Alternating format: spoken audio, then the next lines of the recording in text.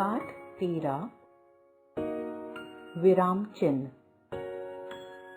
बच्चों, क्या आप जानते हैं कि विराम चिन्ह ही वाक्य का अर्थ स्पष्ट करते हैं, अन्यथा इनके अभाव में अर्थ का अनर्थ हो जाता है। विराम शब्द का अर्थ रुकना अथवा ठहरना।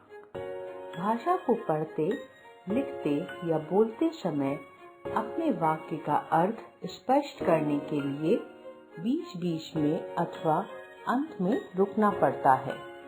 रुकने की स्थिति को विराम स्थिति कहते हैं। इस विराम को दर्शाने के लिए जिन चिन्हों का प्रयोग किया जाता है उन्हें विराम चिन्ह कहते हैं। जैसे, तुम्हारे यहाँ कौन आया है? अरे, वह छत से गिर पड़ा। राम, राहुल और आकाश मित्र हैं। लिखित भाषा में विराम को प्रदर्शित करने के लिए जिन चिन्हों का प्रयोग किया जाता है उन्हें विराम चिन्ह कहते हैं। विराम चिन्ह के प्रकार।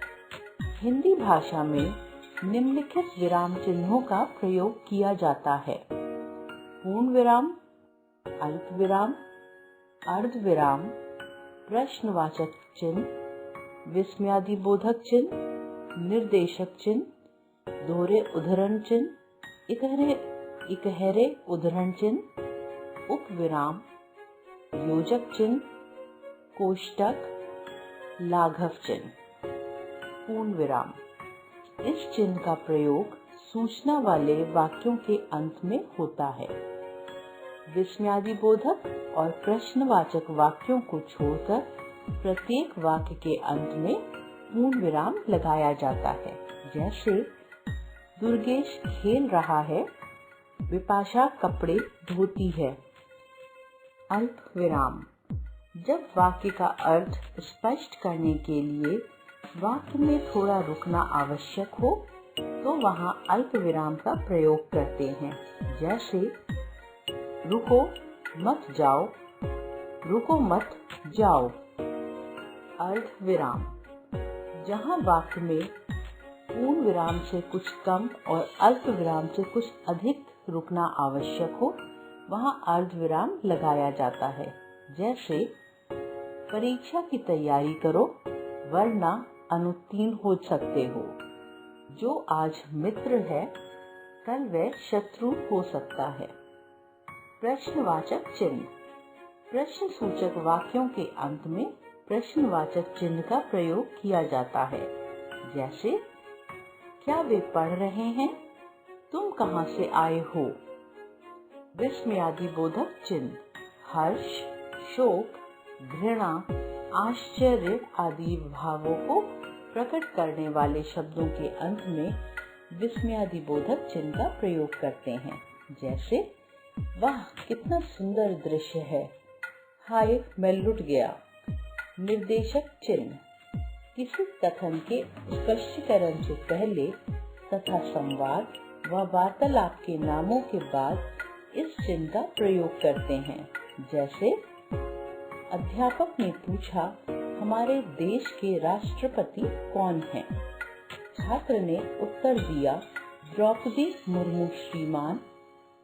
उद्धरण चिन्ह।